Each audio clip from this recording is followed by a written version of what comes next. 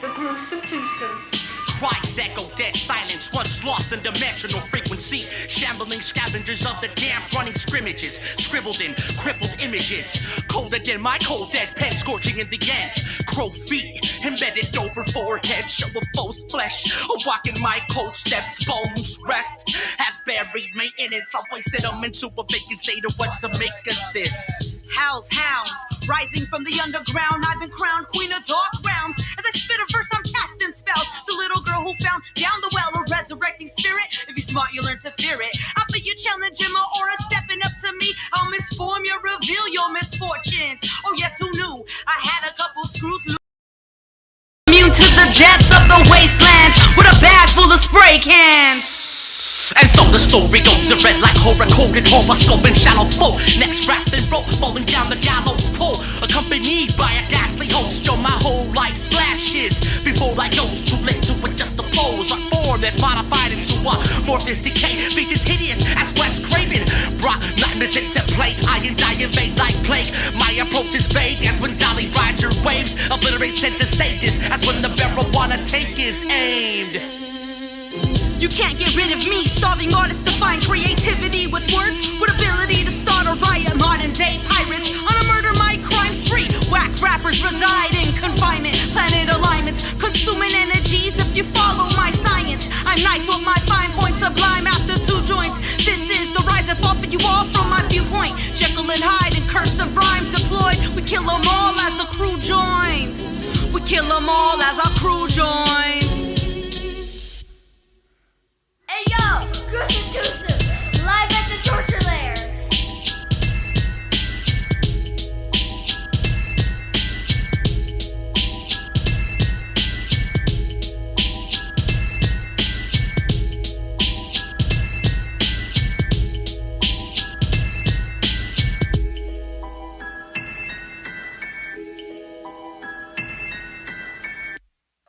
We start out on this new road. No turning back.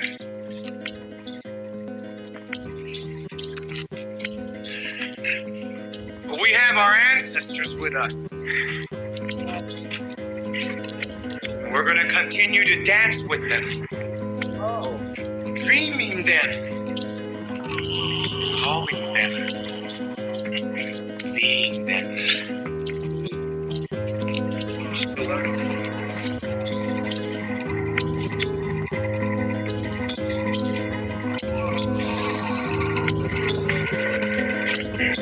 We are becoming what we were. It is part of that Mayan prophecies. 7 triangles of light. Keep walking. You are the spirit of Unapku. Keep walking. We the human, we are doing the spirit of Unapku. People who say that the gods made them from corn. They planned their lives according to the heavens. Well versed in astronomy, using a sophisticated mathematics, they calculated the movements of the night sky thousands of years into the past and thousands of years into the future. They knew that the universe moved in cycles. Their lives were ruled by the rhythms of the natural world, planting and harvesting, birth and death, just as the great tree of life emerges from the earth. Always, they're connected. Science and religion. In dreams, we learn from the Maya gods when to plant and when to harvest, when to set a fire, and when to do the corn ceremony.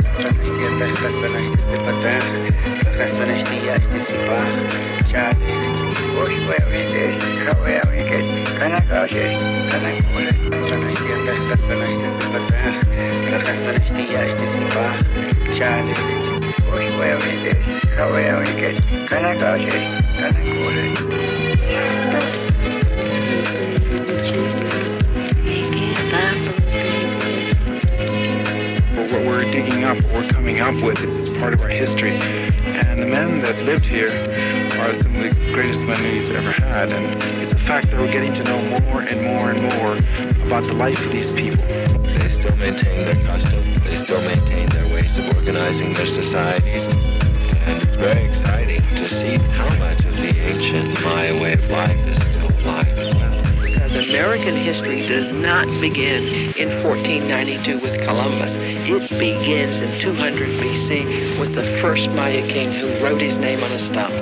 What is happening now is the people who made these places, people like Yashpak or Bird Jaguar or Pakal, are getting back their voices. They are becoming real to us and speaking to the people of the 20th century about who built this place and why and what they felt and what they thought about the world.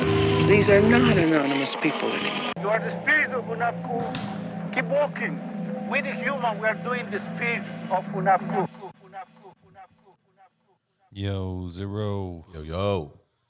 Las Aslan, LA Natives Podcast. What is cracking? I have a big smile on my face. Look at the chat, bro. The chat's lit. We have a lot of early birds tuning in live with us. Absolutely. On this beautiful Wednesday must night. Be special. Thank you guys for having me. Always feel special here at Underground Hip Hop Blog. That's cool. Yeah, man. I mean, Armando's built a big house and he's invited all of us to come and kick it. So since the last, I think, gig that we had at the Catch One, the first annual gathering, what was it? Oh, Battle Little Bighorn. You know what? The room is so hot right now because we have a very special guest.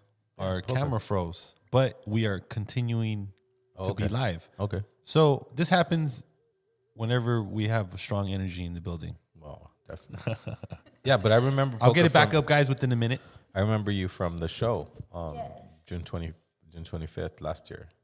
So, and then I seen you again at the Michigan New Year. Oh, I wish I would have said hi to you. You're yeah. But I was working. Okay. I was like working at the booth, but I could clearly see the stage, and then I heard your performance because I remember it from June 25th show. So yes, thank you. You're pretty dope. Thank you. I actually remember you from my man's first show. It was at the Labyrinth. This was like Do It For Music early days. Yes, like this was. You know that the Labyrinth was my studio. That was my studio in downtown that's what LA. I heard. Yes. See, I didn't even know too much then. I wasn't even old enough to get in the shows then. Oh wow! Wow. I was 20. Yeah. Okay. They would have to put big old X on my hand. Oh no way. Do my thing. Wow. See, our paths crossed in certain instances, and now we're here on LA Natives Podcast.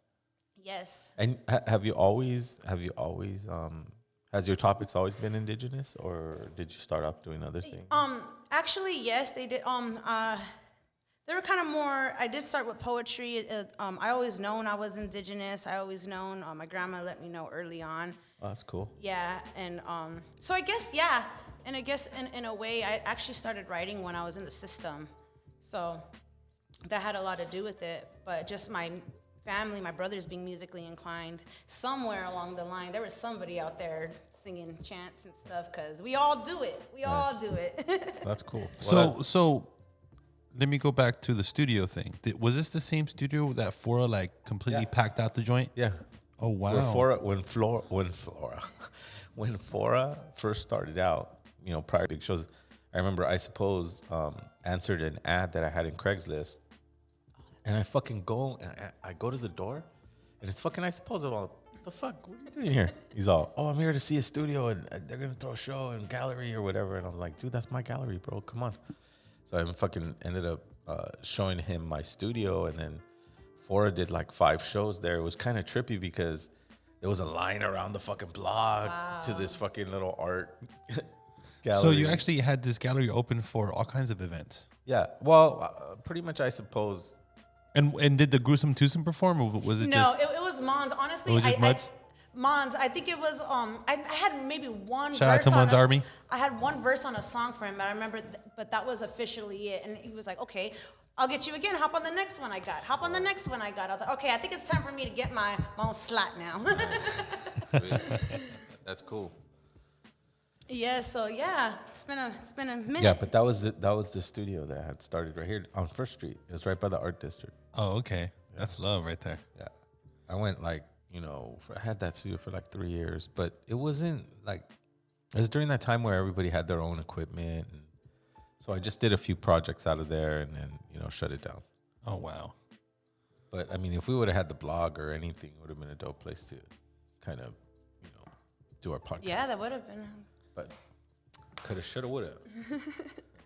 So, Poka One, I really appreciate you accepting our invite.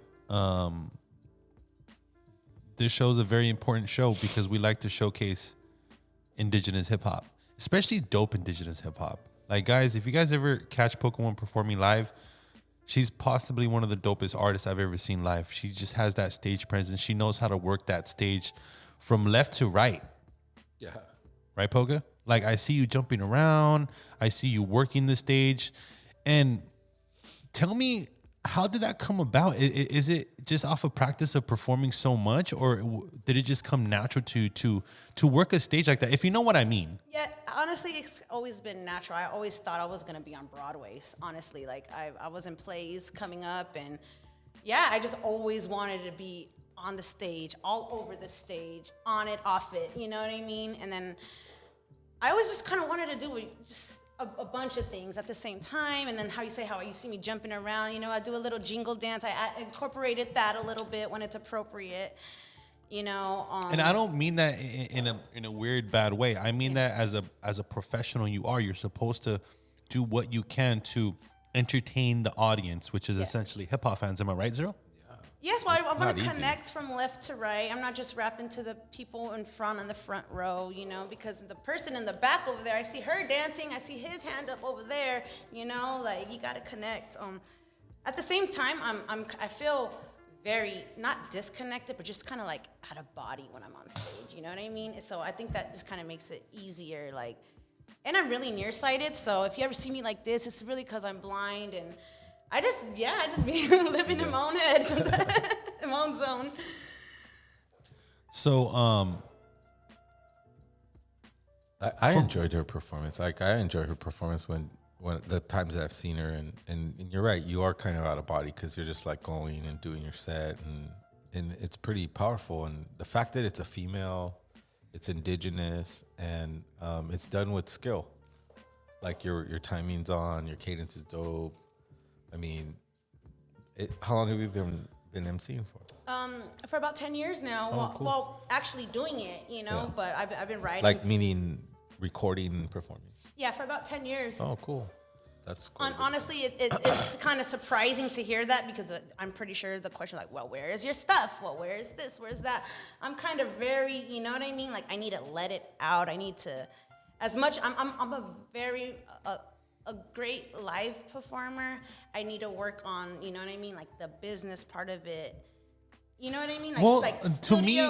To me, not necessarily. Like you fully embrace underground hip hop, especially Los Angeles underground hip hop. Yes, I just mean like my catalog. Like, I mean, because I have a lot more stuff that is just for me, or that I haven't released, and I'm actually redoing.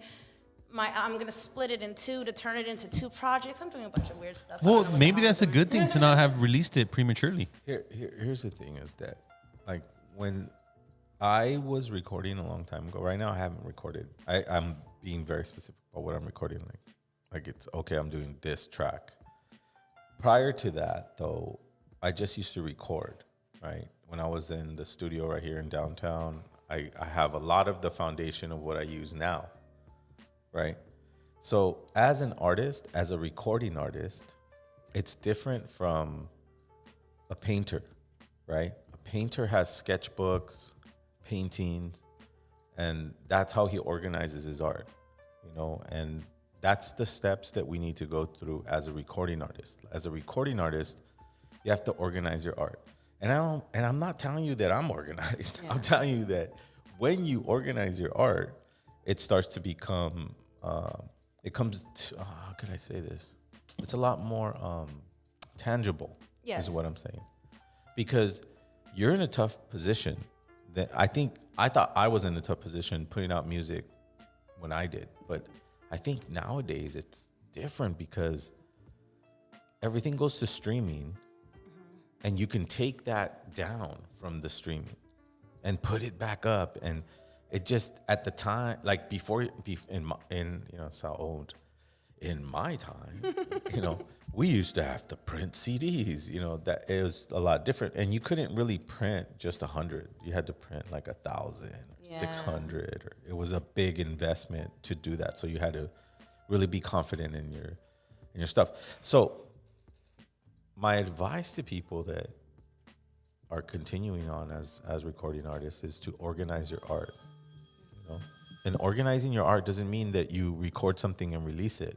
Yes. That means you just, oh, wow, this is a good foundation. I feel good about this. Because the days of, this was never, ever real, where someone was going to go up to you and say, hey, I want to make you a millionaire and let you say whatever you want. That's never going to happen. And I realized that, like, in the middle of my journey, right? My art wasn't as organized. It was somewhat organized. I would get it organized like at the last second, like I do right now. But when it gets organized, in other words, project, merchandise, release, like that's really organized. Yes. And sometimes we feel like record, release, record, release, record, release. And then I don't want to. And it leaves all the other stuff, the important stuff, like the shirts, the campaign that rolls with it. I mean, that's the organization that I think we all seek as underground artists. So true underground artists don't chase the industry. Yeah.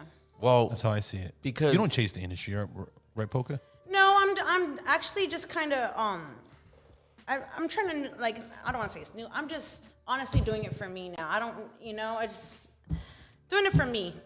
But before you did it for you, you were doing it to be. I was not saying I was doing it for anything, but I did feel the somewhat need for, like, not validation or whatnot, but just like for example, I've been performing and doing this for some years now, but it feels like once the organization, like this year, it's totally different. I have been a little bit organized, and things have just been lining up by them, like for me, just automatically. Even this, I was like, oh shoot, like, okay, I'm gonna take a break. I'm gonna go back to the drawing board, my sewing machine, and whatever I do. But we see you, Poka. We see you right here. We need you right there, Poka. We see. I was like, okay, that was due to the organization, right.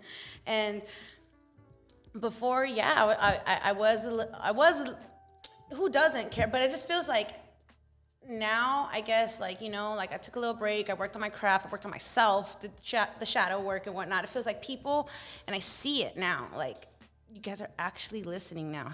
Finally, So what's the stuff I'm performing now might seem new, but I was like, no, I've been telling you this for a long time, right.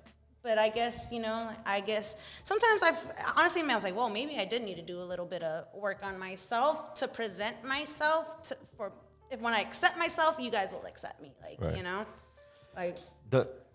When you become a vocalist or someone that gets to talk to a mass of people because you're writing down your feelings, I mean, that's going to also take organization. Yes. Right. And so the more you repeat and do, the better you get at it. And you start to realize that there are certain things you need to do to be successful in the way you want to be, right?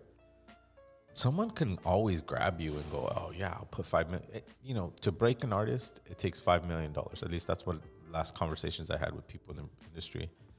It's like, but at $5 million, bro, you can break anybody. You can break a bum off the street and fucking put $5 million into his ass. Exactly. And fucking he could be a famous, kind of like the Coney Island talks, when they're talking to just strangers on the thing. They're putting some money behind that, getting it viral. And now he's a famous dude. Yeah. Right? So the first time I saw Poka perform live was at a Unity Project event. Oh. Rest in peace, Rack One. It was. And man, when all the other openers were just shitty, to be honest with you. Me as an influencer, as a blogger, hip-hop blogger, man, it takes a lot to catch my ear. But then when I saw Poka perform, I was like, yo, who is she? Yeah. I was like, yo, go hit her up. And my brother went and hit her up, and then we went ahead and networked since. And that's like the true way of, like, exposing yourself. Yeah, and he did it the exact way Rec did it. Just seen me. As soon as I'm exiting off stage, we make eye contact. He's like, come here. You know, I go to shake his hand, big hug, nah. You got to come by, you got to do something. And this was another time. I felt like a whole different person, like, from then, like, you know. So, yeah, it's been a minute, and rest in peace, Rec 1, man. That was, like, half my platform. Yeah, I love the Unity Project, you know, that team over there.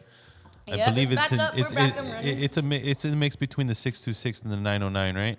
Yeah, i.e. Riverside. Or just yeah. just a collective of MCs Yes, and stuff like that, you know, and I saw you come out of that. That's how I was exposed to you. And then after I started, you know, asking around, more people knew who you was. Rec 1 spoke highly of you. Pause 1 spoke highly of you, you know, and just down the line, a lot of people just spoke nothing but good stuff about you. And this is why you're on this show, because we like to showcase very good MCs, Zero. You know what I'm saying? Not just because you're a female. It's just, you know, you out rap the majority of the guys that I know personally. Yeah. You know, and I'm so honored that you're on this on the show, and then to find out that you're Indigenous is like icing on the cake, Zero. Yeah. You know, there's a lot of Indigenous talent out there. There's not a lot of Indigenous female talent out there. I could honestly say that. Yeah, that's true. I don't know if you could agree with me on that, Poka. I can, and from what I know, from what I've seen, I don't know every Indigenous female artist. I don't, you know what I mean? I just, like I said, I've been just minding mine and staying in my lane. Is that even a niche for you, or you're like, nah, you know, hip hop is just hip hop? Yeah, hip hop is kind of hip hop, but when it does come into like the like I said, I've only stepped into this Indigenous hip hop scene a few years ago, as a matter of fact, and it's different from going to a regular hip hop show. What do you mean stepped into this Indigenous hip hop scene? Like, okay, so I go to like hip hop shows, whatever, here from LA, from here to there, and I just seen that just this particular like group was actually Indigenous 1492 show. So shout out to them, and they reached out. Richie. Yes, he reached out for me for one show in North Hollywood. I wasn't able to make it. I said, hey, keep me in mind. The next one I'm open to it, of course. Just keep me in mind. And so I did see another flyer. I know he was incorporated in it. I don't know if it was his show, but once I seen the Indigenous 1492 logo, I hit him up. I'm like, hey, it's me. Like this is a little closer. The date's a little more, you know, I have kids. So I'm like, it's more appropriate for me. I can, like, what's up? And he was like, it's not only my show. Go ahead and hit up this other person. And that's when it really began. And so I got on the phone, I hit up the promoter or whoever like he was being at the time, and I go and I meet, you know, several Indigenous artists, and it was all love from when I, you know what I mean? So I'm going, wow, look at cool, okay, everybody here, you know, we all look the same, it feels good, but I had no idea that there was so much drama going on in the show. There was people fighting over money. What? There was somebody trying to take donations or something. I'm just kind of like, hold on, wait, what? And like, yeah, and like, I was like, okay, I didn't know this was like that. I didn't expect it to be, you know, like, yeah. And then when they see me, who are you? What tribe? And they're like, where's your papers? I was like, oh, well, okay, you guys are pretty like cutthroat. I thought you guys, you know, be a little bit more open. Not a little bit, but everybody that I've connected with straight up in the Indigenous community, we're friends. We're friends now. No, we're family I think, now. I mean, there's always going to be some people that. But I just didn't know. Yeah, exactly. Should there be Poka One? You're such a hardcore underground hip hop head and a true hip hop artist. Should there be a genre that's called Indigenous hip hop? Yes and no. Yes and no, because some people want to learn, you know, about who we are and about, you know, our ancestors and the people who came before us, all the land, and people respect that. The little bit of people, but you know, we create a good community, a strong community, and there's some other people who are just like, okay, I just want to listen to an Indigenous artist, or some people don't even care at all. Just if you're spitting the truth, if if it sounds good, I don't even, like, when I listen to something, I'm like, oh, whoa, this is word right here. I'm not thinking about, I wonder if they're native. I wonder if who do they come from? You know, I'm not thinking that. I'm just like, okay, they're spitting some truth facts. But yes and no. I kind of know what you mean, because some people are just strictly looking for that. And then and at that moment, at that time, I kind of was. I was like, okay, I want to step out of this hip hop scene where I know all of my homies, you know, this degenerate hip hop scene, and I want to, you know, I'm looking for some soul, like some healing. I'm looking for people that want to heal too, and I thought it was gonna be like that. I thought it was gonna be kumbaya, and nah, it was kumbaya. Get the, who are you? You know, like. So Zero, like, you have a different story, because according to you, like when you started hip hop, it was straight off the bat, just about your ancestry, about. Like, for some reason, I had the impression that that's what it was, that's what you did. Because, like, my generation prior to me being a recording artist was, like, Public Enemy. I came in at that moment, Karis One, and they were talking about what they were fucking from, and no one talked about what we were from. And then come to find out, no one really knows anything about what we are and what, you know, as the journey began, you know. So my poetry revolved around that. It was just the whole understanding of identity and now has transformed into implementation. So I think as an artist, you just have to evolve. It's not, there's no, I know what people talk about, because we've had other indigenous artists who were hip hop artists, and they're like, I'm an indigenous person in a hip hop scene where hip hop took precedence over his identity, right? And for me, or for my career, it's been opposite. I mean, I remember playing a show, I think I've said this on the podcast, where they're all, want to introduce you, so who are your influences? I went, my ancestors. And he got like, what? No, like, your influences, bro. Like, I was all, I know what my ancestors. And he's all, no, bro, like, I need to know, like, Wu-Tang, or, you know, he wanted me to say a fucking hip-hop artist. I was like, I didn't even really, like, I'm into the hip-hop scene and genre, but I look at them as peers or cohorts. I didn't view them as, like, something that was, like, better than me. So I had my own influence, and my own influence was the sounds of ceremony, the feelings of ceremony, and try and translate that into music. So he was confused with that. But there's no, as an artist, something's going to take shape. What that is, for like some people, it's like being a woman. For some people, it's being native. For some people, it's being very skillful, a hip hop, like, you know, freestylist, or, you know, like, let's say, for instance, Supernat. I've never heard Supernat's album. You know, I've heard him freestyle, and I was like fucking super excited about it, but not the album. And I'm not trying to diss Supernat. I'm trying to say, like, sometimes you get put into a place and elevated for that particular thing. Like, for me, I know everybody's always going to talk about my music. If they ever talk about my music, the first thing they're going to say is, oh, that's the indigenous guy. You spoke about indigenous prophecy. You spoke about indigenous things. But that's how my art evolved. I mean, I started off with a rock band, you know, and then, you know, moved my way into producing a record, and then actually writing on a record, and then actually doing all of it, you know. And so you evolve. So something's going to take precedence. Whatever it is, it could be astrology. It could be something that you're into or that you feel proud of. That's what your art will start to shift into.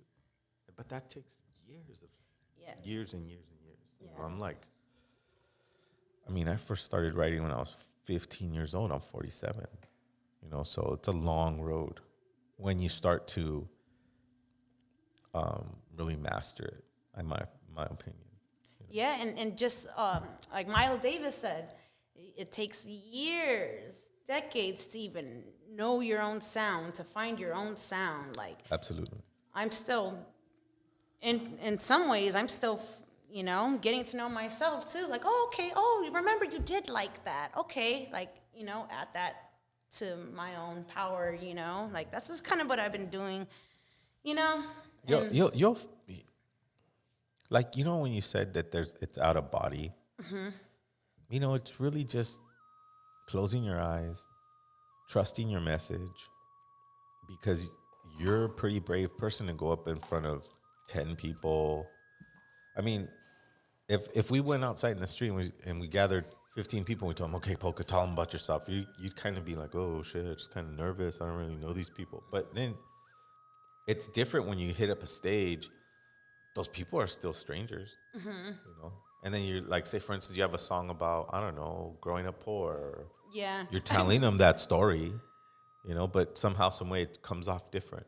Yeah, and exactly how you said, like, oh, might have a story. I do have, like, my message is very, like, fuck the system, and, you know, like residential schools and whatnot, and, like, foster care and stuff like that. And not a lot of people, when, like how you said, that it's easy to tell a crowd that, but then sometimes, like it's very overlooked, I feel like, in our community, just like being like Native, like, you know what I mean? Like not an embarrassment almost, but it kind of feels like, yo, like I have a story, but I can't say it because like I don't want to offend, like, you know, like mom, aunt, you know what I mean? Like, but hey, it's my story. Like, I didn't grow up like the rest of my brothers. I really was in a freaking modern day residential school. I really was in a system. I really was, you know what I mean? Like it really, like, I'm sorry, like, you know, so. But what was the root behind being in fear of like disappointing your mom or something like that? Well, just because like how like some of my songs, I do talk about, like, you know, like I do have a system song, and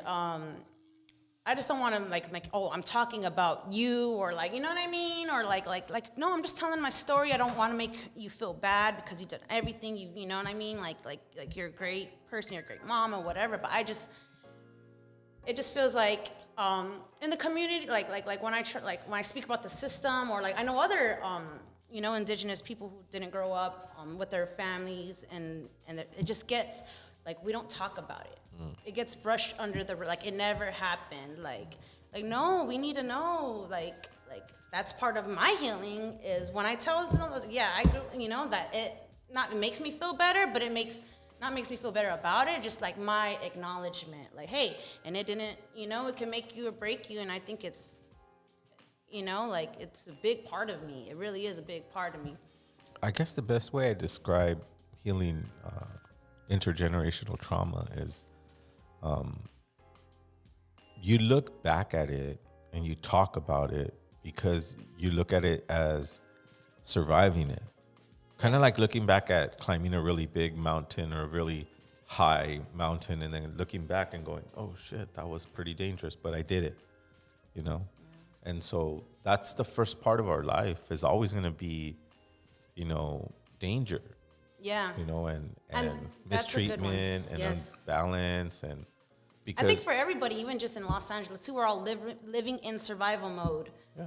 You know? Well, I mean, it's a tough place to live, and as rich as it is, it has its nuances of being, you know, very dangerous, very exploitative, and you have to know how to survive in it. That's what molds the art, though. That's what makes you who you are. The traumas that you had prior to,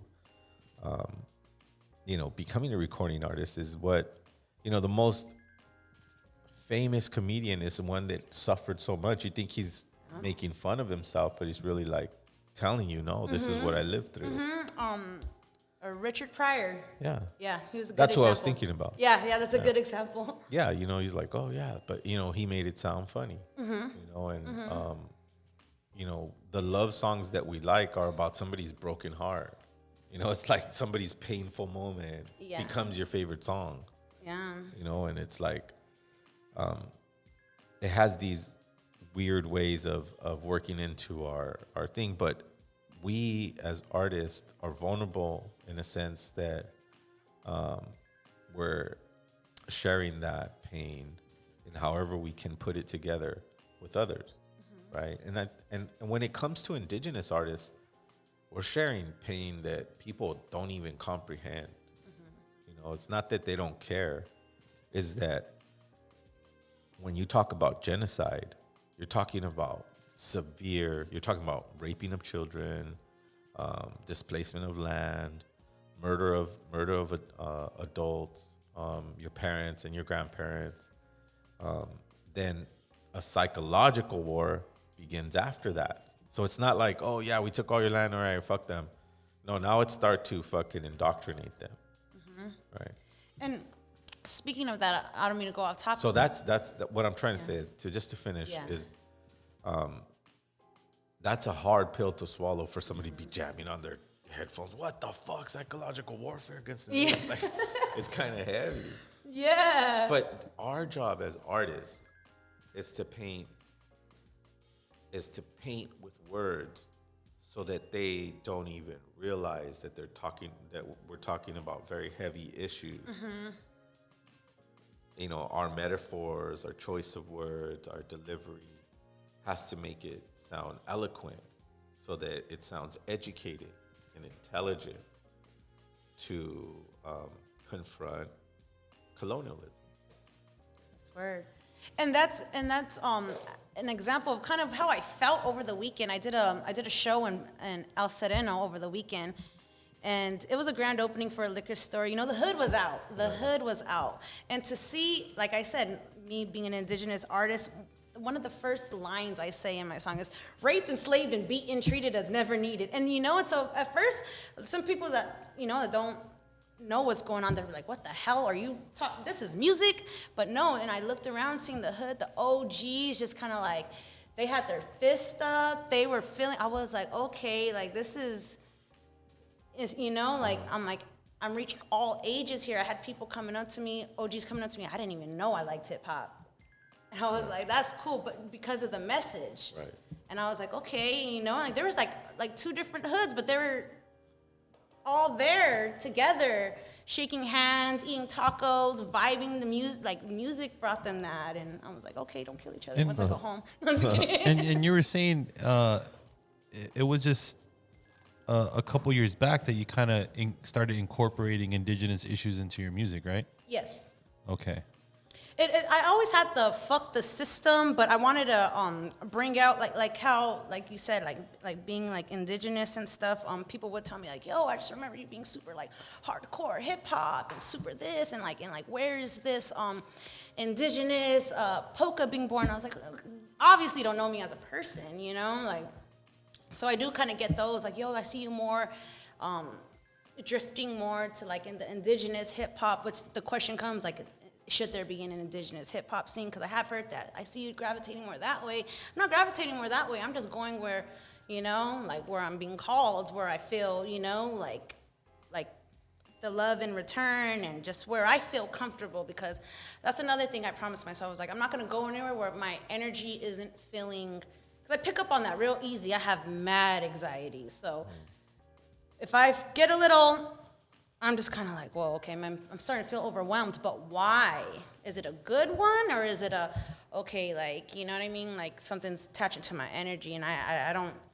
So, yeah, I've been kind of just sticking, you know what I mean? Like, doing things that are actually, like, meaningful, that I'm going to, like, benefit from, you know, my mind, my body, my soul, you know, like, it's always I know it's always going to be super, super dope coming here, and thank you guys again for having me. So I'm curious to ask you, though, like, from your perspective on these stages, you know, you performed at our first LA Natives event, which was Custer's Last Stand. We are bringing it back year 2 on June 25th. Hopefully you perform again.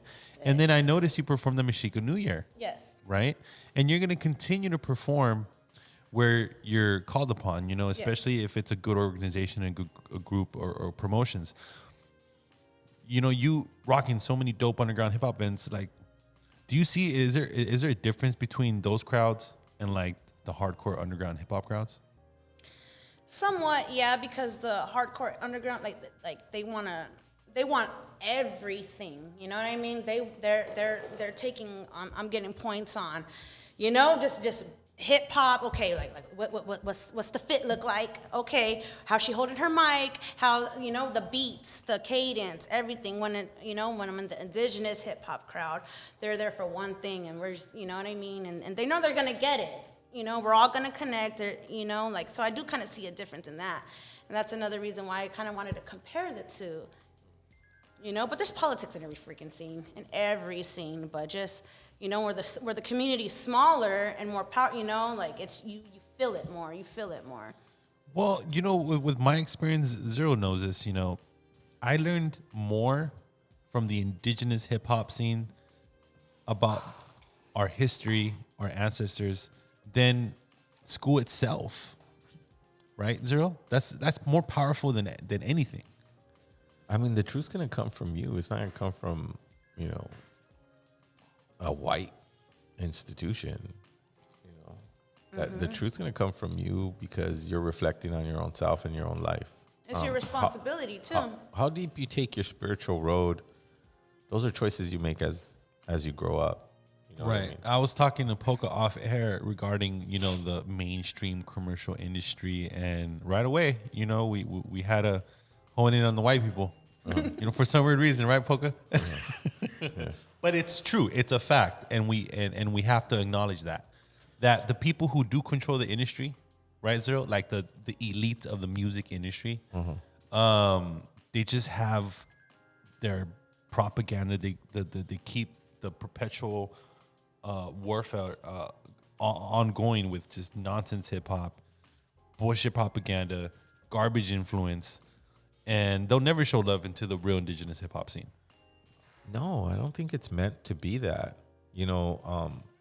Just like one has to be creative about, putting together his or her message. And I don't want it to seem too abrasive in somebody, my message. I want it to be like, whoa, I can't believe he said that and that together. And it made so much sense. Yes. That's art. Now, mainstream hip hop does that for products, right? Yeah. Instead of it being a profound understanding, it's more like Gucci. Yeah, see, Louis Vuitton. Yeah, they want to see the brands on you. But they rap about. They literally rap about it. And I want to reiterate, and we do this almost every other episode. We're not talking about all white people here, guys. We're not. I got so many white friends. I'm talking about the white people, like you say, Zero, that disrespect the land, the water, the air, and the fire. Yeah. Right? Yeah. That's a good. How do you feel about that? I feel like, yeah. Right? That's word. We're not attacking all white people. No, right, I'm talking, we're talking about Big Pharma. We're talking about the oil companies. We're talking about, George Soros. We're talking to Geo. We're talking about all that. Even you, Biden. Wow. That's real, right? Yeah, like all the shit that's going to allow, just the distraction. Like, how come, Russia, that's a big deal. But how come, what about, what about Keto Beto? What about all the ancestral graves they're currently digging up to build a wall in Mexico to not let us in? And you know what I mean? And they're going to fly in a private jet of thousands of more, white people. Yeah. Yeah. It's going to be a tough road the whole time. It's always been a tough road, and it's up to us to try to, deal with it. So there's always a corporate mainstream opposite to grassroots movements that want to bring light to the people. And now with social media, like I said before, it's a little bit harder, in my opinion, to organize yourself as an artist and go, okay, this is how I'm going to put out my projects. Right now I have stuff written, I have stuff recorded that I have my mixtape that I have not put up onto streaming. I don't know if I ever want to. It's a great mixtape. It's like, I don't know if I ever want to put it up for streaming. That's the power of art, though, is like when, you go, you decide what you're going to share and how you're going to share it and what the message is and what the message isn't, and that just takes hours and hours of refining your art, and then it makes it a lot simple to attack certain things. But I remember listening to a documentary. I think it was a Nina Simone documentary. And she mentioned something about being a protest artist. Like she was labeled a protest artist. Right? Because there's an issue. Let me write a song. Let me write a song about it. There's a lot of those. Yeah. So, your job as an artist is not to be like somebody who reads a newspaper or internet article or watches a documentary and regurgitate what you saw. Your job is to get perspective. What's your opinion? Where's your light? How do you see a solution? That's the way I see things, because I don't believe that the grandfathers of white supremacy were very smart or giving or loving. You see, our grandfathers were. Because if not, we wouldn't have been able to find ourselves again. You know, they had to have left that light of love. And it's not a love like I fall in love with the woman or I'm a happy person and I love everything. No, it's a love that it's an unspoken silent love. Yeah, it's almost like a home, huh? Like Yeah. home is not, oh, this home on this where I grew up, or no, it's a home, a feeling, a home. Yeah. Right. And I think that's what we're trying to create. When we did create that June 25th show, it felt like people were looking for answers. People were trying to, I don't know, like, it was a weird vibe. Well, they were. It wasn't a weird vibe. It was a great vibe. It was such a great, gratifying vibe. I Like-minded individuals on one room, listening and supporting one another. I agree, but there was unlike any other underground hip hop show I've ever been to. But there and were Poka was there. Definitely different groups though that didn't agree, but were there. And when the artists came up, they all showed unity and supported that artist because they were indigenous. You know, Artson played that day, right? Artson played. Artson, Poka. Omeka. Fucking Keys. Remember Keys? Fucking Keys came from Oklahoma. You're right. Olmeca, shout out to Olmeca. He killed it. Yeah. So, I mean, it was that what Poka described home, which I describe as love. Yeah. Right? Because your planet, the earth, is your home. And she gives you nothing but love. Right? She gives you beautiful beaches, sunny days, rain, mountains, everything. Everything we need. When I was trying to curate that lineup for the LA Natives event for the Custer's Last Stand, I wanted to make sure everyone that was on that stage had something different to bring to the table, and they were dope. Yeah, they were actually good because we were getting a lot of submissions from quote unquote indigenous artists, but when I would listen to them, it just sounded super amateur. But am I supposed to offend them and say, "Hey, look, dude, just because you rock with the indigenous scene, I automatically have to give you a pass," right, Poka? Yeah. I'm not down with that because essentially I'm an influencer, hip hop, curator for the scene, and I just there's I have to say this is a lot of artists that are in the scene for the wrong reasons because maybe they're regular career is not, booming as they want. So they just lean towards more of the indigenous subject matter. But then it sounds even worse. Just more elementary with lame beats, lame rhymes. But that being said, our next event it's going to be very similar, vetted with nothing but high quality top talent. Yeah. Well, I mean, you're the one that puts the shows together and books the acts and does the research.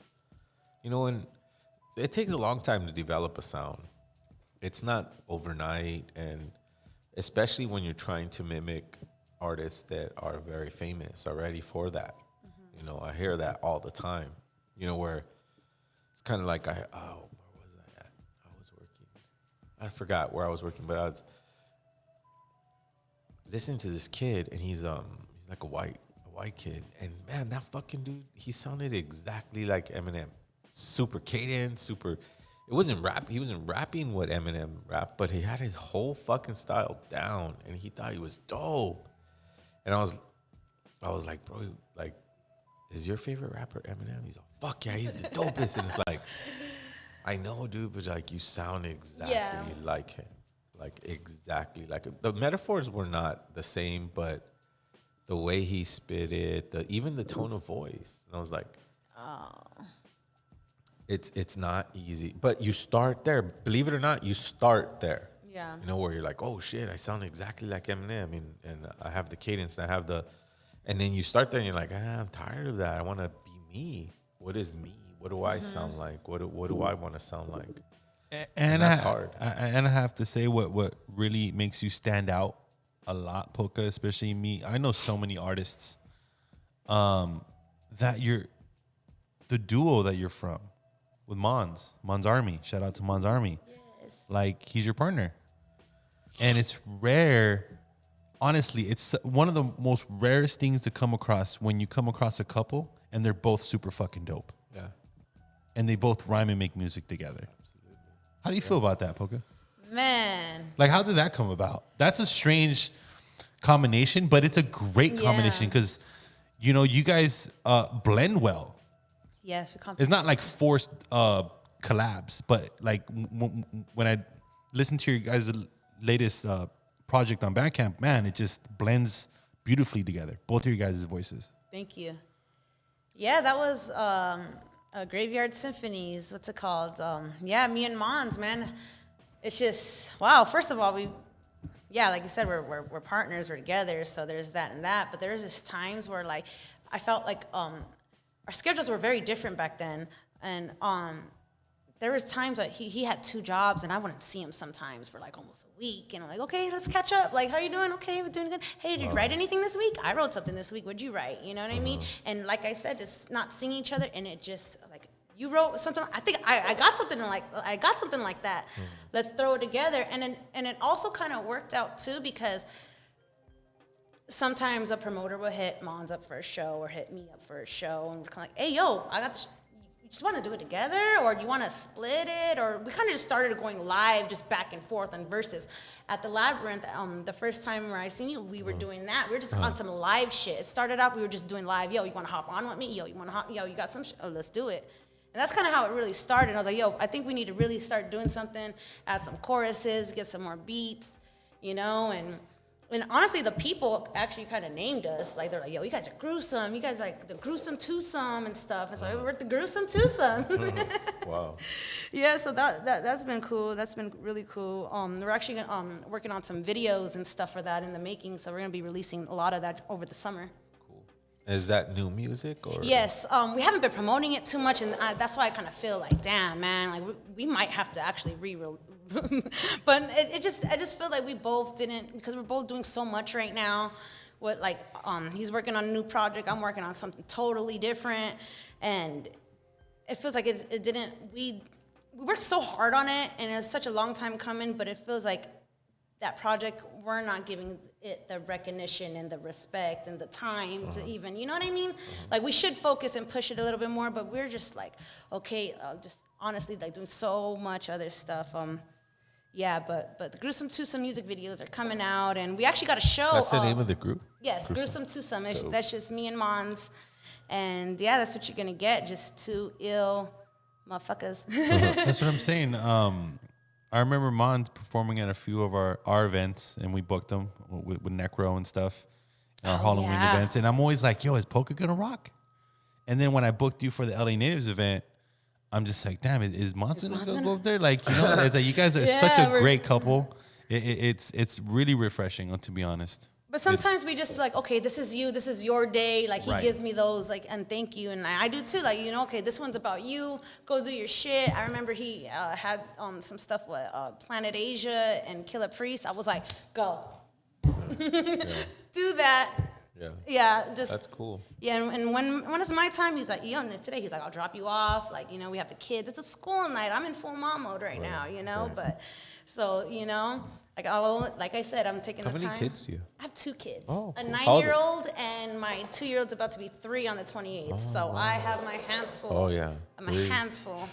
3 is like just getting started. Yeah. Yo. Oh, my God. She yells at me, y'all. Oh, man. She beats me, y'all. She's a girl. Yeah. Wow. So outside of you being a solid indigenous hip hop artist, do you have any favorites that are in that lane, that are in that genre, that you're like, yo, you know, like, I really, really like that? Yes, actually, and like I said, like, everybody I've met, I actually do go, you know, you don't do that to, we can all say we're all peers and stuff like that, but to go out of your way and be like, I'm gonna listen to your new stuff that's coming out, I'm gonna wait for that, I'm gonna check it, you know?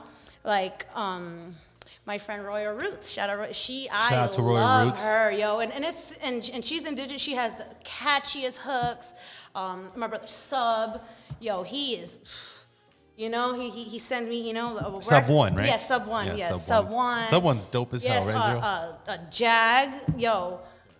Yeah, Big Jack too. Well, who threw Mashika New Year. Shout out to him. You know, just everybody. You know, like Mon's an indigenous fuck too.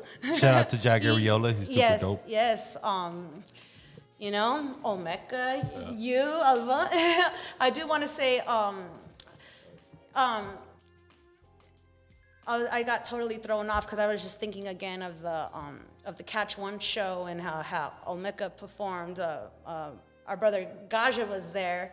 R.I.P. to him, and that's what that's what I just thought of right now. I was like, yeah, he was there. African shit surprised me, dude. You know what? I'm gonna be honest with you guys. When we opened up, me and my brother underground hip hop blog, he was the first artist ever to get posted. Oh no way! We reached out to him because we were huge fans of Acid Rain and Gaja, and like I knew Beyond and Olmeca, and I'm just like, yo, man, like we need a blog about someone, and you know, we need to make sure it's some dope underground hip hop. Yeah. So it was his latest project that he pushed out back in 2012. And he was like literally our first blog post. Wow. So, you know, rest in peace, Gaja. Like, man, I'm going to miss you, bro. Like, you know, I looked up to you a lot, brother. And, you know, most definitely. You know, all my blessings towards your family. Yes. Shout out to Beyond. Shout out to Omeka. Acid Rain is a legendary underground Los Angeles rap group. Absolutely. And we played with them several times. That's why I was a surprise when I saw it. I was like, whoa. Yeah. And he was actually one of my friends from the hip hop community. Like there's, like you said, there's the indigenous and then there's the hip hop. And he's a Bloodian, you know, he's hardcore hip hop. And he was one of my big homies that would always tell me, I like what you're fucking doing. Do that. What you're doing, because a lot of my older homies, like I'm from a collective group too, SADC, and I'm the only female too. And so there's a ton of just dope motherfuckers, just, you know, from all over, from the Blow to the IE to just everywhere, just straight, you know. And so I would, a few years ago, I remember just telling one of my homies, yeah, I kind of want to do this. I kind of want to embrace my, you know, indigenous, feminine, and I want to. And I kind of like seen the look on his face, kind of oh, don't do that. You're way doper than that. Like, what do you mean I'm way doper than that? Like, I am that. What are you talking, like, you know, because everyone just see me as this hardcore boom bap rapper, rapping raw dudes, and I'm just kind of like, that's cool and shit, but I am that. Like, what do you mean? And I didn't, so that kind of stuck with me. And Gajo, and he was the total opposite. He was like, nah, I see you and I love it, and do that, and you know, it's that's authentic. Cool. You're being authentic to yourself. So that is one of the things I always take from that. Thank you for that, Gajo. You had a crazy style. Yeah. Like yeah. You had a crazy style. I just remember his style. Yeah, it was the album called Hair Off My Chest back in 2012. You need to check that out, Zero. Like it was definitely you know, his style was dope, right? He was on his wild a crazy shit too. chopper. He was a chopper. Yeah, it was fast ass rapping. So yeah, June 25th, we have our second annual Custer's Last Stand event. You know, LA Natives podcast event, Las Aslan Indigenous Hip Hop Festival. I'm trying to, you know, hit this out the park, Zero. I'm trying to figure it out. I'm like 90% sure Poka One's gonna be performing that night with us again. Because it was a memorable show, right, Poka? Like it was, you know, to throw an indigenous event at a club like that, 2 rooms at a club like that, you know, nightclub with that atmosphere. It's definitely hard to pull off, Zero. It is. Yeah. You guys, I was in back and forth from both rooms. Just, you know, after my set, I was a bystander after that. I'm checking out the, you know, both rooms were cracking. It was such a good show, you guys. It was, and it was fun. Yeah. So I want to talk about your merchandise. You recently, I noticed you're starting to sell, you know, some dope items. You know, I remember booking you for a show. You're like, yo, I want a booth. And I'm like, well, what are you pushing? No, just wait till you see it. And you actually sell. Is it clothing? Yes, it is. It's called Traditional Ribbons, and it's you know, native apparel and regalia, custom orders, beadwork. I'm actually wearing my beaded hoops. I don't know if you could see it. Yeah, pretty dope. Yeah, I do beaded hoops. I do. Oh my goodness, do I have it on me? Because I did get this weekend, and I did want to share it. I thought I'd have time to get it done. But So best believe. okay, yeah. So yeah, it's ribbon skirts. I'm actually working on ribbon shirts for men. Yeah, just and it's all hand sewn. It's all by me. The fabric chosen by me. I sew the ribbons on there. I seam it together. I put the elastic. I do it all. I make pins. Just any kind of custom beadwork. I guess it takes a lot of time, and I actually just recently made it my full time. And this is why June 25th is going to be so important, because best believe if Poka One's performing that night, she's going to be selling her products there. And this is what we want from all of our audience and members tuning in, that when you show up to our event, it's a $10 show. So it's going to give you more opportunity to, support these vendors, support these artists, right, Zero? Absolutely. And I got the best beadwork prices in LA. Let me tell you that's for sure, because this shit is... I did want to share this with everybody and you as well, because I know you appreciate it. I just actually got this over the weekend, and I'm kind of shaking because it's just so, I just feel the power in it. I actually got my AIM patch. Oh, cool. From Blessed to Me by my brother, Love the Messenger. Go ahead and show that to the camera, guys. That's sick. It's right there. Yeah, that's dope. And Love the Messenger gave you that? Yes, blessed me with this. He actually, it took some time, you get like, not to say, I had to earn it, but you know what I mean? Like, he presented me years ago and it finally gifted to me. I'm actually going to make this. I was going to put it on my jacket, but then I was kind of like, that's cool too, but I'm going to make this a medallion. So next time you see me, it's going to be hanging right here, and it's going to be my, yes. Super dope. Yes, I'm channel that. So, Poka, are you down to perform June 25th, 2022 at the Catch One for our second annual LA Natives podcast event? Let's do it. There it is, Zero. She's locked in. Dope. One down, another 10 to 12 artists to go. Yeah, it's going to be fun. I'm looking forward to that event, guys. Yeah. Last year, you guys came through. We had people driving from Vegas, from Arizona, a couple people from San Jose coming out to these events. And yes, people are asking us to take our event on the road. Oh, that'd be amazing. It's going to take some time, but we are going to pull it off, Zero. Yeah. That'd be amazing. Probably the Bay Area. The Bay Area would be nice. Wow. We have some connections up there. So yeah, Poka, I really appreciate you jumping on our show. You need to pull up to Malinali Superfoods to one of their open mic nights. You'll definitely shred it. Have you been to one yet? No, I haven't, but I do see the flyers for them, and I see the footage, and I'm going to pull up on you guys. Do you live in Los Angeles? No, I'm actually in SGV, but okay. I flew down here. That's funny. But yes, it's always a pleasure, and thank you, much gratitude, and damn, it feels good to finally be on here. So I know shout out to Sub One. He's on the chat right now. I know Sub One. Hey, Sub. Bro, you're performing that night on our second annual June 25th. I spoke to Product Pistolas. He's on board. He's going to be performing that night. Zero's going to be one of our headliners that night. We're going to have bigger and better vendors, a better lineup, and just better vibe. Because the first one was, I don't know, it was kind of like a test run, and it worked. Right. So we are definitely going to be prepared. And we are going to have that VIP section with vegan food and a couple samples of the Mananani drinks. Yep. Yeah, we're definitely going to share that with the VIP groups that pay the extra whatever's to absolutely hang out. Absolutely. So June 25th, 2022 at the Catch One, we will be announcing the ticket link within the next week or so and our first initial lineup. We're going to be doing ticket giveaways exclusively on our newsletters, which you have to subscribe to our website. Make sure you guys subscribe to our YouTube channel. It's very important for us to get to 1,000 subscribers, right, Zero? Yeah, like absolutely. it's vital. Last week's episode we gained a solid 20, which was very, very good. Nice. So we just need those pockets, 20, 30, 40, 50 people subscribing, and we're going to get to 1,000 very, very, very soon, guys. Yeah, like I said before, if this show is important to you, if you want to be exposed to individuals who are unique and, represent our culture, then please share our links and share anything you can that's related to LA Natives podcast, because we're trying to reach 1,000. So Poka, I was talking to you off air regarding your opinion on the indigenous hip hop scene being looked at more, right? Well, so why do you feel that way? Like, do you feel like there is momentum that's leaning towards indigenous music as a whole, or is it just hip hop? Just indigenous, definitely. And honestly, I think TikTok actually has a lot to do with it.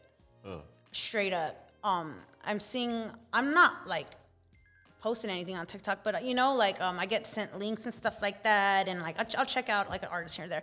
But there's like this big thing on TikTok where a lot of indigenous artists are actually getting exposed. Whether it's good or bad, it's just, but mostly good. It's mostly good stuff. But just like, I just feel like it's so good. It feels like it's like almost a trend now.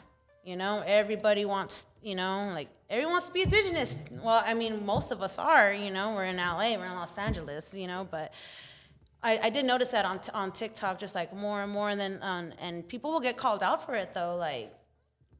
Like how I mentioned earlier, like people sometimes know me from just being hardcore boom bap, and that's it. Like, oh, I see you steering more this way towards indigenous. Like, is that for indigenous TikTok? I'm like, oh shit, there's a thing called indigenous TikTok. Is there? Yes, and it's actually very popular. It's very popular. But is it using the platform TikTok, or it's using the platform TikTok? Yeah, whether it's to get your music out or just like awareness. Honestly, indigenous TikTok is on the rise. Yeah, I'm actually learning like even learning a lot. I was like, okay, indigenous TikTok. I shout out to So you see kind of like a fad of people just out of nowhere want to be indigenous now. Yeah, and then that's where you got to be careful, because indigenous TikTok will call you out on it, because they're keeping an eye. And when someone new pops in, that's why I'm almost, like I said, I'm almost like, I'm gonna start posting onto TikTok, and they're gonna come after me. Watch, they're gonna be like, who is she? Yeah. Who is she? What's your tribe number? How do you feel about that, Zero? That term of just people just trying to be indigenous out of nowhere. That's deep.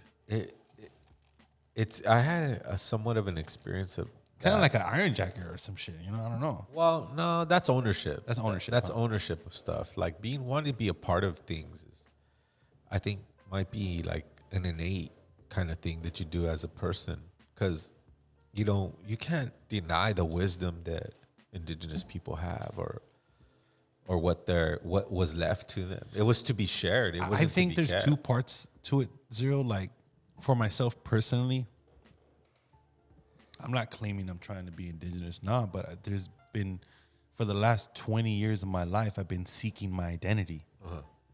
I think that's a huge difference than just jumping into the indigenous scene, right? Yes, there is. I'm sorry, no, but No. I know plenty. My husband, for example, he's full from Nicaragua. His mom and dad are Nicaraguan. His dad was a coyote. That's how his mom got here. So he never met his dad in his day in his life. And actually on his 28th birthday, his dad reached to him on Facebook. And he's kind of like, whoa, where you been? I thought you was in the jungle somewhere. Like, you got Facebook? I'm sorry to put this out there, but yeah, like, and now he's kind of like, oh shoot, like identity, like everyone, there's people out here having an identity crisis just from, like the moms and dads who migrated and just left everything, dropped everything, like, all the teachings, all their culture, just everything. They left it with them when they crossed the border. Right. And now you have a city full of people with identity crisis, and like that needs healing. Yeah. Well, I was telling somebody else, like, they were part of an indigenous group, young, like they were with Standing Rock or something. They came down to Malinali, and they were, I'm so into trying to find out who I am, and I need to know who I am. And I'm like, it's good to want to know who you are, and if you have leads, and if you have some sort of a, intuition that this is where you're from, great. But know when you find that government name, it's going to just come with trauma and the story of that trauma. Being indigenous isn't finding paperwork or getting the white man's approval. Being indigenous is how you treat women, how you treat your children, how you understand the land, how you respect the water, how you humble yourself to the fire and let yourself go to the wind. These things are indigenous principles. Absolutely. I mean, it's let's for add, everyone. Let's add your diet. Right. Oh, and then, when you start to be, when you spring water, river water, back in the day before pollutants, were loaded with pollens, algae, and God knows what else was in that water, right? So this is where we pulled nutrition from naturally. So when you start implementing these algae and these seeds and these roots and this pollens, bee pollen, pine pollen, all these pollens, that's when you get maximum experience, I believe, as a human. I don't even want to use that word because I know the origin of that word. But as someone alive is what I'm changing it to. You get maximum experience when you implement these things that were left to you by your great grandfathers, right? They weren't even going to see your face, but they had to remember to teach you about these things. This is what I mean about white supremacy and their grandfathers. What kind of what kind of wisdom did they leave their grandchildren? To be secretive, to be deceitful, to be controlling and dominant. That foundation can't live forever. So, of course, white people are going to gravitate to our teachings. Of course, they're going to fucking want to go, oh, yeah, look, oh, my great-great-great-grandfather is this, that, and the other. And it's not our place to be like, oh, fucking get out of here. What are you talking about? It's our place to be humble with what I just described, because your grandfather did plant those seeds in you. It was a different approach than the grandfathers of white supremacy. The grandfathers of our lineage left discipline, love, math, science, astrology. I mean, all those things are inside our blood, and no one can erase that. And people are going to want to be a part of it.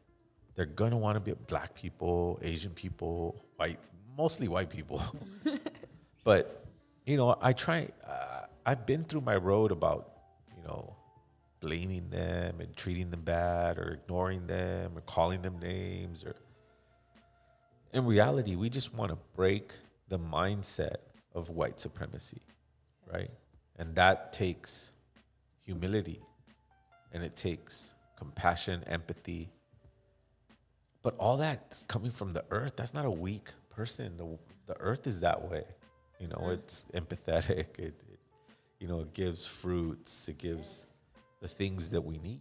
Yes, right? And it weeps when it needs to. Exactly. When and it's it ready, moves when it needs to. Yeah, and it moves when it needs to. When we feel earthquakes, because it's like, she wants to move. We forget her power. Yeah. So, anyways, but everybody will naturally want to gravitate to the shaman, right? The person that's like, and what people don't understand is, like, we get shaman from like Hollywood, right? Oh, the Hollywood shaman, like, and then everybody's like, oh, look how much medicine I do, and I'm a shaman. And most shamans, I believe, were women. Well, yeah, a lot of them were women. A lot of the most powerful ones that I could recall, like Maria Sabina and, people that understood the medicines. Yes. They were women. Yeah, they're powerful women. But Hollywood has distorted our version of it. And now we have these, what they call white hippies or whatever, and they're ingesting large amounts of medicine, and they're getting awoke in their own manner. But they're confusing that the shaman's life is isolation. You're not around people to get accolades, and it's like you're on the top of a mountain. You're like on top of a mountain by yourself, and you haven't been 2 years without seeing someone. Yeah. And you're like learning from nature. It's not something to be mainstreamed or exploited in that way. The depth of your soul and what you know inside of you comes from thousands of years, in the past. And the one thing I could say about our culture, the one thing I could say about our spirituality is that it was very precise. It didn't have holes in it. It took thousands of years of repetition to get it that way. So naturally, people are going to go, oh, I want to be a part of that. You know, just like they're part of Asian culture because they're like, oh, look at my Asian tattoos. Yeah. Because they're dope, you know. But when you have a community attitude, then you welcome it. You don't let them dominate, though, and let you tell you what to do. Now, that's more of the Iron Jacket kind of like, I know it all. And, you know, none of it comes with a humble heart. You know, you can tell whoever... you know, and I hate to bring it up, but it's a constant reminder of fraud. This is my opinion. Yeah, well, I mean, people try to be more than they need to. Yes. They just need to be themselves, you know, and the truth, like, people ask me all the time, guys. I talk like this. No, and keep in mind, guys, if you guys want to learn more about that, you know, that segment that Zero broke down about Iron Jacket is our most popular segment on YouTube. It's a very detailed segment, and I love your perspective on it. I really, really, really do. Yeah, it's, you know, anybody could learn things, you know, if you dedicate your time to it. That's my point, is that, you know, our medicine, like, I don't know if people know this, but Dr. Sebi was taught by a Mexican man. You know, so he doesn't mention him much. He doesn't. Serious? Yeah, he was taught by a Mexican man. His whole operation was in Honduras. Yeah, so an indigenous, I shouldn't say Mexican, an indigenous healer healed him, and he learned, and he took it into his soul and his spirit, and he learned and took it as far as he did with the products that he not products, but with the plants that he researched and got success from, you know. So yeah, we're always going to have people that want to be down, and to a certain extent, you know, because, you know, community circles should be small and close, and, you know, we're starting to see that grow in Malinali, you know, the people that are there to support us during Plant-Based Aslan, our open mic, and we're working on some other programming, like a holistic Sunday where you go do yoga, get massage, get curanderos to, you know, give you a limpia, you know, things like that. That is sick. Where do I book the session? I need one of those. Well, it's all going to be done in a community sense, you know. So these are the bricks that we lay down as community workers, you know, is to be inventive, to be organized, and to execute. Yes. And that's what we're trying to do as a family, me and my partner, shout out Jenny, and you know, our boys. You know, we're getting a pretty strong community response from our people around us. So, you know, shout out to the communities like Lucas and all the vendors that come out to Plant-Based Aslan, and all the people, all the artists that come out to the open mic. You know, you guys have a strong voice, and it's just getting stronger, and we're just beginning and starting. So, absolutely. Shout out to Matatzin. He's tuning in right now, watching us live on air. Yeah, Matatzin. Shout out to Sub One. Shout out to Richie from Indigenous 1492, man. Oh, wait, Richie's there? We're back. What up, June 25th. Be there.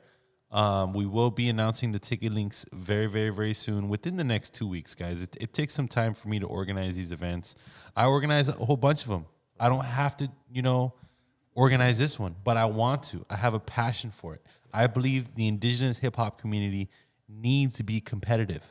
They need to be up there toe-to-toe with the mainstream, with the competitive underground hip-hop community, with the aggressive Los Angeles music market. What's wrong with that, Poka? Not a damn thing. I'm right? with that. I'm where it's like. I think you have the talent for it. I mean, there's Sub One, Azamatli. I mean, the list goes on and on. Jag, yes. And Cosmic Force. What we pride ourselves most, especially when Underground Hip Hop Blog are a part of these events, that we kind of look forward to that artist's best performance. Because, I don't know, right, Poka? If it's a better stage, I don't know, like maybe sometimes you perform a little better. It just, if it's better lighting, better sound, you got visuals, I would think it's only natural to like feel more comfortable in that environment, especially if you're a true artist, right, Zero?